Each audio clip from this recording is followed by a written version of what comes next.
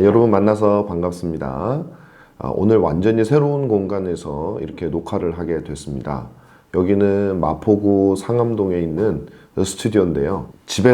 저희 집에서 녹화할 때하고 또 퀄리티가 확실히 차이가 나는 것 같습니다.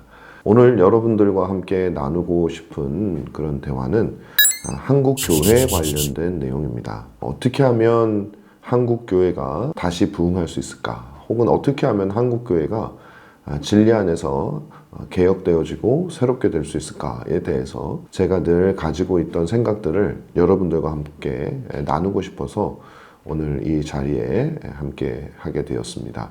제가 학교에서 가르치면서도 사실 우리 학생들에게 늘 가르치는 것이고 여러 가지 목회 방식 중에 하나로 가르치는 게 아니라 정말 꼭 필요하고 한국교회 회복을 위해서는 결코 빼놓을 수 없는, 가장 중요한 그런 요소에 대해서 오늘 말씀을 나누려고 합니다. 먼저 우리 한국교회의 형편을 한번 살펴보면 참 좋겠습니다. 우리 지금 한국교회는 어떤 형편에 있을까? 많은 사람들이 한국교회가 소멸되어 간다, 한국교회 위기다 하는 말들을 굉장히 많이 하죠. 저 역시 그렇게 생각을 하고 있습니다. 그런데 그 위기에 대한 진단은 상당히 다른 것을 볼 수 있습니다. 많은 분들이 교회의 어떤 숫자적인 부분에 좀 더 포커스를 맞추고 어떻게 하면 더 많은 사람들이 교회로 올 수 있을까의 어떤 방편을 제시하는 그런 경우가 참 많은 것 같아요. 교회에 다니는 사람들은 다 하나님의 백성이고 거룩한 성도다라고 하는 그런 암묵적인 전제가 있지 않나 싶은 생각이 듭니다. 그래서 숫자를 늘리려고 하는, 혹은 입으로 고백하는 사람, 교회 활동을 하는 사람, 그런 사람들을 늘리는 여러 가지 방편을 제안하고 있습니다. 특히 코로나를 지난 이후에는 더욱더 이제 그런 부분에서 많은 분들이 어떤 대안을 제시하고 있지 않나 생각이 듭니다. 불신자들에게 매력적으로 보이는 교회를 교회 개혁이다, 이렇게 말하는 경우가 참 많은 것 같습니다. 각자가 이렇게 참된 교회 개혁을 많이 이제 부르짖고 있는데, 저는 조금 더 근본적인 부분에 대해서, 그리고 조금 더 성경이 우리에게 가르치는 부분에 대해서 여러분과 꼭 함께 나누고 싶습니다. 사실 저는요, 구원론에 굉장히 관심이 많았습니다. 제가 청교도주의와 청교도 신학과 그다음에 개혁주의 신학을 알게 되면서 내 영혼이 참으로 거듭났는가, 나는 참으로 회심한 하나님의 백성인가에 대한 깊은 고민을 했던 시기가 있습니다. 그러면서 이제 더 깊이 공부하고 제가 전공도 그런 구원론 위주로 공부를 많이 했었습니다. 그런데 교회를 알면 알수록, 목회를 하면 할수록 저의 관심은 조금씩 옮겨가는 것을 발견했습니다. 그런 교리, 구원론, 신론, 기독론, 이런 하나님은 누구신가, 그런 내용들에 좀 더 관심이 많았었던 제가 목회를 하다 보니까 교회가 무엇인가에 대한 관심으로 옮겨가게 되었어요. 왜냐하면 바른 교회에 하나님께서 기뻐하시는 그 교회가 있지 않으면 아무리 전하고 싶은 진리와 복음도 그걸 전할 수가 없다라는 것을 제가 실제적으로 경험을 했거든요. 그래서 어떻게 하면 복음을 마음껏 전할 수 있는 그런 교회를 만들 수 있을까에 대한 고민이 저를 사로잡았습니다. 정작 이것이 얼마나 중요한가에 대해서는 모르는 경우가 상당히 많습니다. 예를 들어서 한번 생각해 볼게요. 교회 안에는 이제 성도도 있고 장로님들이나 아니면 집사님들이 있잖아요. 목사님과 장로님들이 깊은 갈등 가운데 있다고 한번 여러분 생각해 보세요. 근데 그 갈등이 장로님도 그렇고 목사님도 그렇고 하나님의 진리에 대한, 교회의 본질에 대해서 잘 알지 못하고 너무나 세상적인 이슈로 갈등을 하고 있거나 인간적인 이슈로 갈등을 하고 있다면, 목사님은요 복음을 전할 수가 없어요. 왜냐하면 그 장로님들과의 갈등, 혹은 성도들도 마찬가지입니다. 성도들과의 그런 갈등의 문제로 그걸 고민하느라고 이 마음속에는 쓴뿌리가 생기고, 정말 찬란하고 영광스러운 그리스도에 대한 복된 소식, 하나님께서 죄인들과 맺으신 은혜 언약, 그리고 중보자로 오신 그리스도에 대한 그 아름다운 소식을 전할 수 있는 심령의 상태가 안 되거든요. 마음에 쓴뿌리가 생기게 되는 것이죠. 그래서 교회가 바로 서지 않으면, 진리 안에서 하나님의 말씀대로 이루어지고 세워지고 하는 그런 일들이 없으면 복음을 전할 수가 없는 거예요. 종교개혁자들의 경우를 우리가 한번 생각해 봤으면 좋겠습니다. 처음에는 저처럼 구원론의 문제로 시작이 됐죠. 어떻게 하면 우리가 의로워질 수 있는가? 죄인이 어떻게 하면 하나님 앞에 설 수 있는가? 루터는 이 고민과 더불어서 종교개혁이 시작되었습니다.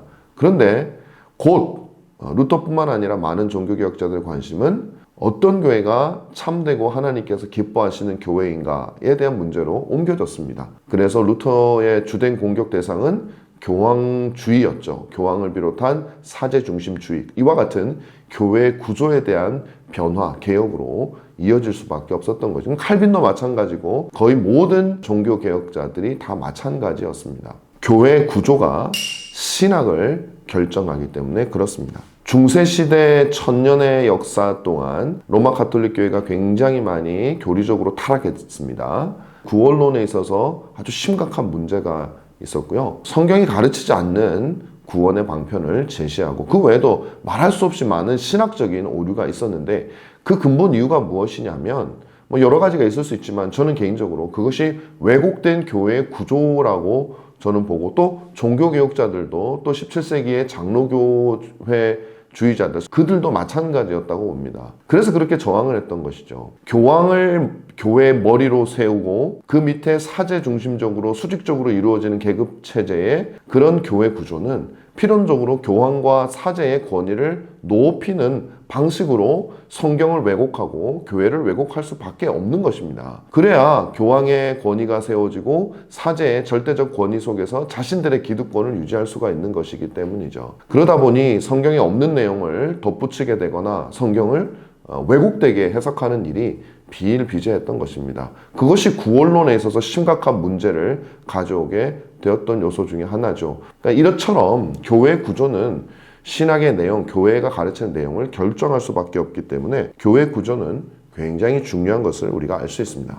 자, 그렇다면 이처럼 중요한 교회 구조에 있어서 가장 중요한 핵심은 무엇일까? 저는 개인적으로 두 가지를 여러분들에게 말씀을 드리고 싶습니다. 첫 번째는 성경적인 직분을 세우는 것입니다. 교회 안에 성경이 가르치고 그리스도께서 가르쳤던 직분자들을 온전하게 세우는 일이 회복되어야 된다는 것이죠. 두 번째로는 가정을 바로 세워서 신앙의 전수가 가정에서 일어나도록 하는 일이 일어나야 된다는 것이죠. 다시 말하면 교회는 가장을 세워서 그 가정으로 하여금 자신의 자녀들을 다스리고 그 가정의 믿음이 성장할 수 있도록 가르치는 역할, 비유적으로 말하면 영적인 제사장 역할을 가장이 감당할 수 있도록 교회는 가장을 가르치고 세우는 일에 훨씬 더 많은 힘을 쏟아야 된다는 것입니다. 이 두 가지, 이제 직분을 바로 세우는 거, 그 다음에 가장을 중심으로 한 가정 중심의 교회를 세워나가는 것이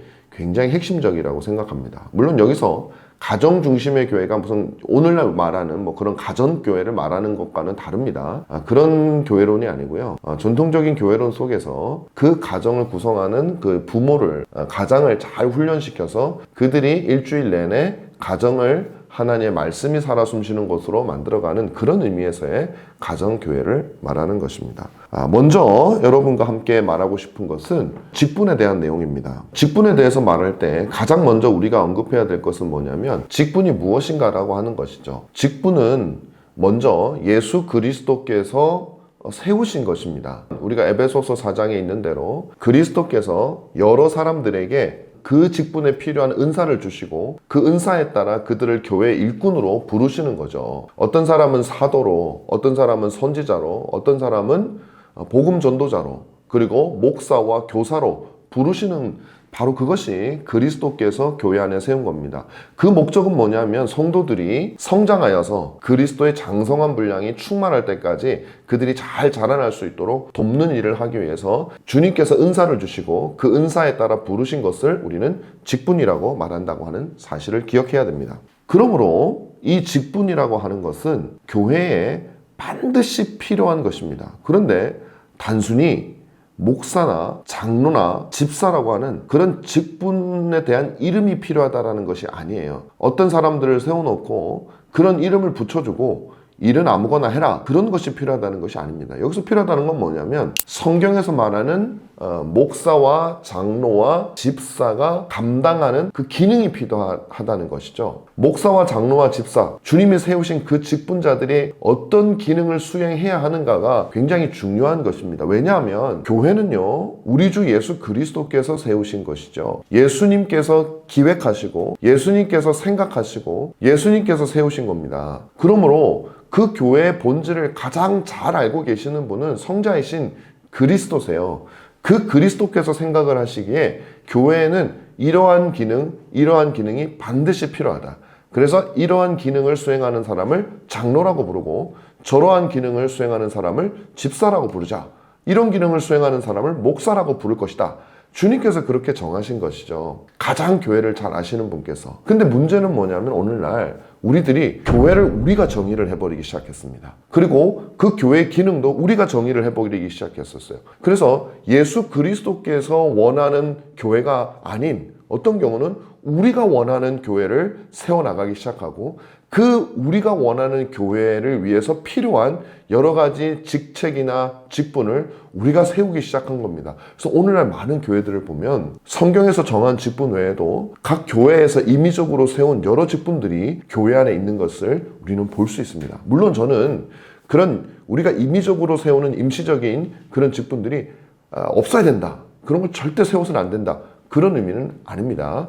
우리가 필요에 따라 세울 수 있겠죠. 그런데 중요한 건 뭐냐면 그리스도께서 생각하시는 바로 그 교회를 위해서 주 예수 그리스도께서 세우신 그 직분들은 우리가 무시하고 우리가 원하는, 우리가 꿈꾸는 교회를 위해서 우리가 세운 직분들이 더 중요하게 취급을 받는다면 그 교회는 주 예수 그리스도가 머리로 하는 교회가 아니라 인간이 생각하는, 그리고 자신이 머리가 되는 그런 교회가 될 수밖에 없다라는 문제가 발생한다라는 것입니다. 그러므로 저는 여러분들에게 말씀을 꼭 드리고 싶은 것은 교회는 그리스도께서 세우신 직분이 반드시 존재해야 됩니다. 더 중요한 것은 그 직분이 수행하는 기능이 반드시 존재해야 된다는 것입니다. 우리는 이 기능에 대해서 다음번에 살펴볼 계획입니다. 그 전에 우리는 그렇다면 주님이 원하시는 이 직분들을 세우고 또 그 기능을 수행하기 위해서는 그럼 어떤 사람을 세워야 할까라고 하는 것이죠. 오늘날 교회를 보면 어떤 경우에는 그 직분이 무엇인지를 잘 알지 못하고 그 직분이 어떤 기능을 수행하는지를 잘 모르는 경우가 많죠. 알지 못하면 어떤 일이 발생하냐면